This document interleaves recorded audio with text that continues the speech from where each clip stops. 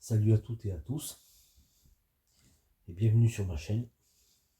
Alors le sujet dont je vais parler aujourd'hui, c'est est-ce que mon runner souffre de cette séparation?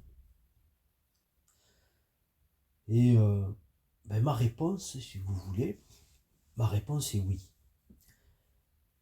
Il souffre, mais je dirais que c'est pas la même souffrance, si vous voulez, que vous, dans le sens où une polarité, qu'on dirait inconsciente, ne peut pas souffrir comme une polarité qu'on dirait consciente. Voilà, pour simplifier, bien sûr. Hein. Pourquoi? Je veux dire, à un moment donné, celui qu'on appelle chaser, ou celui qu'on peut appeler yang aussi, je veux dire, est plutôt une polarité qu'on dira consciente. Donc, il est absolument conscient de son parcours. Et je parle bien sûr sur un parcours de flamme jumelle. Il est bien sûr conscient de son parcours. Il est conscient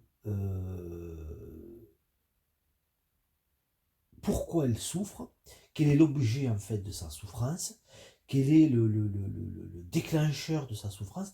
Enfin, il va être conscient, si vous voulez, à un moment donné de cette souffrance. Il sera, euh, euh, même s'il n'aura pas conscience de tout, parce que ça forcément il va le découvrir le long de son parcours, hein, entre guillemets. Il va le découvrir sur son chemin d'éveil, mais à un moment donné, il est quand même conscient quand même du pourquoi et du comment voilà, cette souffrance est là, quoi, en fait. Même si à un moment donné, surtout en début de parcours déstabilisé, bon, on est tous passés par là, je veux dire, pour ceux qui l'ont pas encore passé, donc voilà, il y a un moment, il y a une période assez chaotique où, voilà, où il y a des doutes, où il y a pas mal de choses, mais en réalité, euh, cette, cette chose arrive à notre conscience, en fait. Voilà, cette chose arrive à notre conscience par le biais, bien sûr, euh, de la source, en fait. Hein, voilà. Parce que tout est synchronicité. Enfin, ça se passe d'une façon, voilà, en fait c'est dur à expliquer, en fait. Hein, parce que c'est tellement intime, tellement subtil. En fait, c'est des choses très, très subtiles. C'est comme on est notre énergie, on va dire, est rentrée en résonance avec l'énergie de l'autre, donc ce qui a bien sûr provoqué voilà, une surproduction, je dirais, d'énergie. C'est ce qui nous donne assez d'énergie pour provoquer cette nuit noire de l'âme, c'est-à-dire nettoyage et rééquilibrage, et cette énergie va nous faire ascensionner de façon beaucoup plus rapide. C'est pour ça que je dirais un parcours de flamme jumelle est beaucoup plus, je pense que c'est le parcours d'éveil le plus puissant, le plus rapide, je pense. Donc parce qu'il y a association des deux énergies, vous comprenez. Donc forcément, voilà, c'est comme si on avait, c'est comme si on nous, voilà, c'est comme si on avait un coup de main, si vous voulez, d'une autre énergie en fait. Donc, euh, donc nous, cette souffrance, bien sûr, elle va être je veux dire, tout à fait consciente, tout à fait conscientisée. Ça va nous faire remonter énormément de choses. Énormément de choses vont revenir à notre conscience. Donc, nous allons, d'une certaine façon, par cette souffrance, retourner, si vous voulez, à notre vraie nature, c'est-à-dire à notre conscience, vous comprenez. Donc, cette souffrance, en début de parcours, et qui va, on va dire, voilà, de façon comment je pourrais dire ça, de façon ondulatoire, mais voilà, ça s'atténuer de plus en plus, etc. Et qui va nous, voilà, va nous mener jusqu'à notre, jusqu'à notre conscience. Voilà. Tandis que le runner, lui, à contrario, je veux dire, ben, il va souffrir peut-être, allez, on va dire, en moyenne, on va dire, grosso modo, il va souffrir autant que nous, peut-être, je dirais, ça je pourrais même dire plus quelque part, parce que, à la limite, quand on sait pourquoi on souffre, je veux dire, le chaser, si vous voulez, malgré qu'il a quand même conscience du pourquoi et du comment, vous comprenez, dans une certaine mesure, bien sûr, à un moment du parcours, il a quand même conscience, il sait quand même pourquoi il souffre, vous comprenez. Mais quand vous avez, même s'il est un petit peu perdu, même si c'est vrai, il ne comprend pas trop ce qui lui arrive, mais il a quand même des informations. Je veux dire, il a quand même identifié l'objet de sa souffrance, vous comprenez. Mais le runner, lui, pas du tout. Mais pas du tout, du tout, du tout, du tout, hein. Je peux vous le dire. Le runner, lui, va pas réussir, en fait, comme il n'est pas, comme il n'est pas dans son intériorité, si vous voulez, il est que à l'extérieur, quoi. Je veux dire, on va dire, il ne connaît même pas, je veux dire, sa sphère émotionnelle, quoi. Si vous voulez, pour lui, c'est quelque chose de, comment je pourrais dire ça, c'est quelque chose de, bon, il sait que ça existe, il sait que c'est là, de toute façon, hein, voilà, et puis si voilà, à un moment donné, comme enfin, comme, comme il est quand même porteur d'énormément de choses, vous comprenez, il a une certaine sensibilité, une certaine fragilité. Donc la source le protège quand même d'une certaine conscience de, euh, de- comment je pourrais dire ça, de la source de ses émotions, vous comprenez, de l'objet de ses peurs, de ses émotions. Il a les protégé, parce que sinon, je veux dire, ça serait pas viable, quoi. Ça serait pas supportable, vous comprenez. Donc, le runner, lui, va vivre une souffrance que moi je dirais quand même profonde, hein, qui va l'amener dans des profondeurs, je veux dire,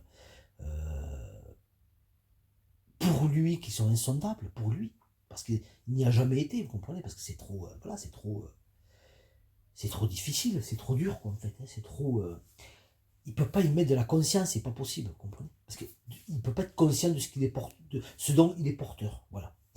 Donc, il va souffrir, mais il va pas mettre cette souffrance, ben, sur votre compte, en fait. Il va pas, si vous voulez, il ne va pas comprendre qu'il souffre, ben, parce qu'il est séparé de vous. Oui. Il va pas comprendre qu'il souffre parce que vous lui manquez. Il va pas comprendre qu'il souffre parce que, ben, je veux dire, il avait trouvé la personne, je veux dire, idéale, avec laquelle, voilà, il allait pouvoir, on va dire, raisonner en amour, si vous voulez, expérimenter cet amour qu'on pourrait appeler divin, cet amour, voilà, inconditionnel. Et là, ben, il n'a pas cet amour. Alors, je veux dire qu'il en soit conscient ou pas, quelque part, comment dire, si vous, je sais pas moi, euh, si à un moment donné, vous avez une souffrance, bon, vous savez que vous avez une souffrance, en fait. Vous avez une douleur. Bon, vous connaissez cette douleur, bon, vous la sentez, cette douleur est là, d'accord. Mais à des moments, enfin, à un moment donné, qu'est-ce que vous allez faire? Vous allez voir un médecin, d'accord, pour que, à un moment donné, mais il localise précisément cette douleur, il vous donne des informations sur cette douleur et qu'il vous dise en fait s'il y a une maladie, si, le dysfonctionnement, etc., etc. Comprenez? Tandis que le runner, lui, c'est comme s'il n'avait pas ces informations. Donc il y a souffrance, mais comme il y a déni, forcément, mais il n'y a pas objet de cette souffrance, parce que l'objet, il ne veut pas le voir, si vous voulez. D'abord, dans un premier temps, c'est la coupe c'est la source, pardon, qui coupe. Ensuite, bon, la source ne va pas couper indéfiniment. À un moment donné, bon, ben, elle remet elle ramène le runner à sa conscience, quand même, à une certaine conscience, vous comprenez? Parce qu'il a aussi de la conscience, quand même. C'est pas un être décérébré, vous comprenez? Il a quand même, voilà, c'est un être entier, quoi. Mais il est juste pas énergétiquement, voilà, si j'oserais dire, foutu comme nous, quoi. Voilà. Donc, le runner, d'abord, ben, ça va passer par, si vous voulez, ça va passer par le corps. Vous comprenez? Parce que quand une personne de n'importe quelle polarité qu'elle soit, je veux dire qu'elle est dans une forme de déni par rapport à quelque chose d'assez puissant, quoi, d'assez fort, à un moment donné, le corps, je veux dire, vous ne pouvez pas le cacher, quoi, au corps. Vous comprenez? Là, c'est tout ce qu'il va avoir, tout ce qui est maladie, voilà, psychosomatique, etc. Et ça peut aller jusqu'à des maladies graves, etc. Le corps va parler, je veux dire, à un moment donné, le corps, vous ne pouvez pas le faire. Si vous voulez, le corps, c'est pas quelque chose qui peut, euh, qui peut mentir, quoi, vous comprenez? Le corps, lui, il est obligé d'être dans la justesse. Il est obligé d'être dans la vérité, si vous voulez. Il est obligé d'être, comment dire, comme il n'a pas, comment dire ça, c'est compliqué. Je veux dire, pour fonctionner, un corps ne peut pas faire semblant de fonctionner, vous comprenez? Il ne peut pas faire semblant de faire marcher le système digestif, il ne peut pas faire semblant de faire battre le cœur, il ne peut pas faire semblant de... etc. quoi, je veux dire, il ne peut pas faire semblant. Donc si à un moment donné, il y a des informations de peur, c'est des informations de tristesse, parce qu'à un moment donné, l'émotionnel, l'émotionnel va affecter le corps. Quand vous êtes triste, ben, ça affecte votre corps. Quand vous avez peur, ben, tout ça se retranscrit dans votre corps, ça affecte votre corps. Le rythme cardiaque s'accélère, la tension monte, etc. etc. Vous comprenez? C'est-à-dire que quand votre corps réagit d'une certaine façon, quand votre corps réagit d'une certaine façon, et que vous pensez qu'il n'y a aucune raison qu'ils réagissent comme ça, parce que vous dites, bon, moi j'ai aucune raison, pourquoi j'ai ce problème, je sais pas moi, j'ai des douleurs au ventre, ou j'ai des raideurs de la nuque, ou j'ai, etc., etc. Vous ne comprenez pas, vous n'avez rien fait de spécial, et il y a ces douleurs. Mais en réalité, c'est que c'est le corps qui s'exprime, et qui exprime une chose qui est pas encore, qui a pas été ramenée à votre conscience, c'est tout. C'est une chose que. Parce que bon, le déni, si vous voulez, c'est pas quelque chose. Le déni, on passe notre vie à être dans le déni. Hein, je veux dire, tout le monde. Hein. Tout le monde est dans le déni, plus ou moins. Hein, vous comprenez ce que je veux dire? Donc, parce que tout ça, quand même, c'est quand même une machine. C'est quand même. C'est bien fait, ce truc. Hein, c'est quand même bien foutu. Hein, honnêtement, c'est quand même bien fait. Donc, quand. Je veux dire, quand à un moment donné, on expérimente l'éveil de conscience, on s'en extrait de tout ça. Donc, on a une vision, on va dire, un petit peu plus objective. Voilà.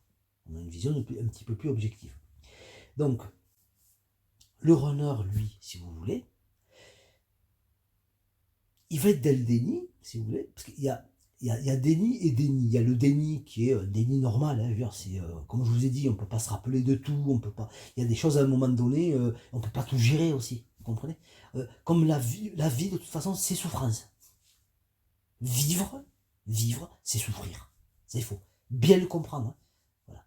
En tout cas, euh, on va dire, dans les sociétés dans lesquelles on vit. Voilà. Dans les sociétés dans lesquelles on vit. Vivre dans ces sociétés, c'est souffrance, c'est souffrir. Pourquoi? Parce que, je veux dire, vous êtes libre de quoi, en fait? Vous êtes assujetti à quoi? Vous êtes assujetti à une mode, à, à une façon de fonctionner par rapport à un pays, euh, vous êtes programmé depuis votre enfance à bien travailler à l'école, à ensuite à réussir vos études, ensuite à avoir un travail. Oui, tout est. Mais je veux dire, est-ce que c'est réellement ce que vous voulez en fait? Est-ce que c'est réellement ce que vous voulez? Est-ce que si vous posez la question à un enfant, il va vous dire oui, oui, bien sûr, je veux faire ci, je veux. Non, il ne sait pas un enfant. Normalement, en réalité, un enfant ne sait pas. Un enfant est dans la spontanéité, vous comprenez? Un enfant, tout ce que c'est un enfant, c'est qu'il a envie de jouer. Il a envie voilà, il a envie de jouer, il a envie d'expérimenter des choses, il a envie d'apprendre. C'est une véritable éponge. Je veux dire, c'est un enfant, c'est un être en mouvement, quoi. Quand vous étiez enfant, vous étiez un être en mouvement. Et à un moment donné, plus le temps est passé, plus vous êtes, je veux dire, plus vous êtes rentré dans votre vie, etc., et à un moment donné, vous vous êtes arrêté. Quoi. Voilà, vous avez la maison, le chien, les enfants, le travail, le compte en banque, les vacances, les vacances d'été, les vacances d'hiver, etc., etc. Et voilà, on fait ça en boucle, on fait ça tout le reste de notre vie, quoi, vous comprenez? Voilà, on a l'impression d'avancer, on a l'impression d'être en mouvement, mais en fait, on est arrêté totalement, quoi. Et on n'est pas heureux, vous comprenez? Parce qu'on ne peut pas être heureux dans ces conditions. Voilà. Donc, sans jugement, hein, bien sûr, je ne porte absolument pas aucun jugement, parce que ça, c'est la vie qu'on doit vivre, hein, on doit expérimenter ces choses-là, et moi, ça ne me dérange pas. Hein, voilà. Et oui, heureusement, voilà. Heureusement que la vie n'est pas, la vie est pas parfaite, parce que bon, qu'est-ce que, voilà, à un moment donné, il faut être challengé, quoi. Donc, on est dans des vies challengeantes, quoi. Voilà. Comment savoir que vous êtes arrêté, en fait? Comment faire pour redevenir un être de mouvement? Ben déjà, c'est de comprendre que c'est savoir expérimenter le, le, le versant arrêté de la vie, quoi. Dire le versant. Voilà. Bon, là, j'ai digressé, donc je vais revenir sur le runner. Là, je commençais à partir un petit peu en sucette. Donc, le runner, si vous voulez, ben, devra faire deux choses. C'est-à-dire que la première chose qu'il devra faire, en fait, c'est de retrouver, on va dire, se réaffirmer, en fait, c'est retrouver, on va dire, sa pleine liberté, vous comprenez? C'est retrouver sa pleine liberté de choix, sa pleine liberté pardon, de conscience, etc., etc. C'est retrouver sa pleine liberté. Parce que quand je dis liberté, en fait, je dis pas liberté, vous comprenez? Parce que la liberté, c'est pareil, c'est polarisé, vous comprenez? Voilà. Parce que l'endroit où l'on parle le plus de liberté, je veux dire, c'est dans les prisons. Hein, donc, si vous parlez de liberté, c'est que vous êtes pas libre, en fait. Il n'y a que, je veux dire, les personnes, les esclaves ou les prisonniers, vous voyez, des gens comme ça qui ont été assujettis à, voilà, qui ont été voilà, bon bref, je ne vais pas rentrer dans des trucs, voilà. Donc, c'est en fait, c'est revenir à soi, voilà, ce qu'on pourrait appeler revenir à soi, voilà. Donc, pour revenir à soi, il va falloir que ça passe par un nettoyage, par contre, extérieur, un rééquilibrage extérieur à lui, en fait, ou à elle. Donc, une fois, parce que de toute façon, il va être poussé à faire il va être poussé, parce que l'âme va reprendre, enfin, va le pousser, en fait, à refaire ce rééquilibrage et ce nettoyage. C'est un petit peu sa nuit noire de l'âme, hein, quelque part. Voilà. Donc, il va souffrir, mais tout, tout ce passage, tout ce trajet, il va le passer, mais sans penser à vous, hein, sans penser qu'il est sur un parcours, parce que c'est une autre polarité, quoi, en fait. Vous comprenez? Et c'est quand il va à un moment donné arriver à son éveil, il va s'éveiller, comme je le dis, comme un runner, hein, ne vous attendez pas, d'accord? Donc une fois arrivé à son éveil, ben, je veux dire, ça sera clair pour lui à ce moment-là, ou elle. Ça sera clair et limpide. Pourquoi? Et parce que je veux dire, reconnexion à soi. Comme vous partagez la même conscience, du moment où il revient à sa conscience qui est aussi la vôtre, ben, je veux dire, l'amour qu'il a pour vous, ben, lui paraîtra comme une évidence. Voilà. Et c'est là où il sortira de sa souffrance, en fait. C'est quand il sort de sa souffrance, en fait, qu'il conscientise, en fait, pas le lien, parce que je veux dire, voilà, il n'y a pas de lien proprement dit, mais qui va conscientiser, en fait, que enfin, il va le conscientiser, sans réellement le conscientiser, mais c'est compliqué. Voilà, il va conscientiser, enfin, il va conscientiser ben, l'amour qu'il a pour vous, quoi, tout simplement. Hein. Je pourrais en dire, enfin, je pourrais en dire plus, mais c'est un peu compliqué, quoi. Disons que parce que c'est pas une conscience qui est qui est la même que celle du yang, on va dire, vous comprenez? Même si le runner a du yang, il ne pourra jamais avoir autant de yang que le yang. Il ne pourra jamais avoir autant de conscience, si vous voulez, que le yang. D'accord? Voilà. Dans le sens conscientisation, bien sûr, dans le sens profond du terme. C'est-à-dire que, et c'est pas parce qu'il est débile ou qu'il est moins intelligent ou parce qu'il est plus bête, non. C'est parce qu'il ne peut pas, sa polarité ne peut pas être consciente de ce dont il est porteur. Ça, il faut bien le comprendre. Hein. C'est une sécurité, en fait. C'est une sécurité. Voilà. C'est juste une sécurité. Mais c'est pas pour ça qu'il peut pas conscientiser des choses, etc. Bien sûr, il conscientise des choses, etc. Mais il pourra, ça pourra jamais être, il pourra jamais s'éveiller comme vous, pour avoir le même éveil spirituel que vous. Il peut pas dans le sens où ça serait pas bon pour lui, quoi. Vous comprenez? Ça ne serait pas bon pour lui, quoi. Donc voilà. Donc est-ce que le runner, bien sûr, est-ce que le runner souffre de la séparation? Oui, mais de façon inconsciente. Tout simplement de façon inconsciente. Voilà. Donc, moi je dis que quand on souffre de façon inconsciente, ça doit être quand même quelque chose. Et ça nous arrive à tous. Voilà, parfois, on n'est pas bien, on ne sait pas pourquoi, vous voyez. On sentirait qu'il y a un truc qui nous manquerait, vous voyez, mais on ne sait pas pourquoi. Mais ça, c'est souffrir dans l'inconscience, vous voyez. Ça, je veux dire, quand vous avez un éveil spirituel,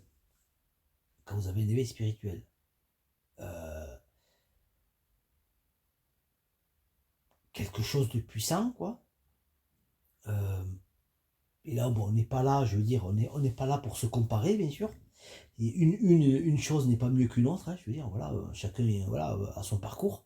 Mais je veux dire, quand on a un éveil spirituel assez puissant, ben, moi je peux vous garantir une chose, on sait, voilà, je veux dire, on a conscientisé la souffrance, hein, voilà, on a bien conscientisé le truc, hein, je peux vous le dire. C'est à ce moment-là qu'on comprend en fait que, je veux dire, la vie, enfin la vie en tout cas actuelle, de nos sociétés, à notre époque, etc. Je veux dire, la vie, il n'y a pas un moment où on ne souffre pas, quoi, en réalité. Mais c'est ça qui est dingue, en fait. C'est un petit peu, si vous voulez, quand vous arrivez à votre réveil, pour ceux qui n'ont pas passé, bien sûr, quand vous arrivez à voir ce moment où vous vous reconnectez avec la source, etc., ben, je veux dire, ça, c'est un petit peu, c'est comme si il y avait, parfois, vous savez, il peut y avoir un bruit comme ça, un bruit, euh, quelque chose, un arrière, un arrière-son, un arrière-fond sonore, vous savez, un truc un petit peu dérangeant, mais comme on l'entend tout le temps, en fait, on n'y fait même plus attention, on l'entend plus en réalité. C'est quand ce bruit s'arrête, qu'on se dit, ah, mais là, ça c'est. Ah, mais le bruit s'est arrêté. Mais en fait, j'avais pas conscience du bruit quand il était là, quoi. J'ai pris conscience de ce bruit, mais quand ce bruit a cessé, quoi, en fait. Mais l'éveil spirituel, c'est un peu ça. C'est quand vous sortez, c'est quand vous éveillez en fait, que qu'il n'y a plus aucune souffrance, mais plus un gramme de souffrance, d'accord? Que vous prenez conscience qu'en fait, avant vous étiez que dans la souffrance, même si elle n'était pas perceptible quelque part.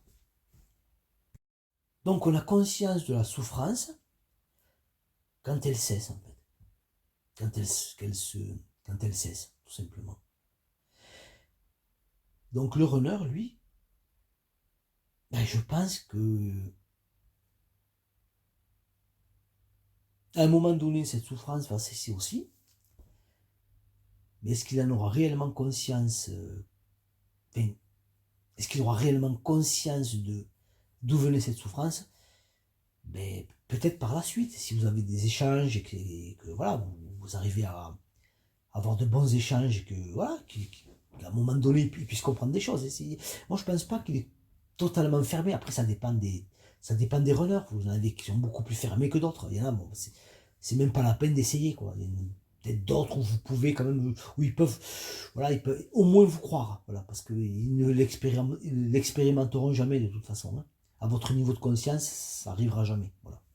Écoutez, en tout cas, bon, j'espère que cet audio vous aura apporté quelque chose et je vous remercie aussi de l'avoir écouté et je vous dis salut.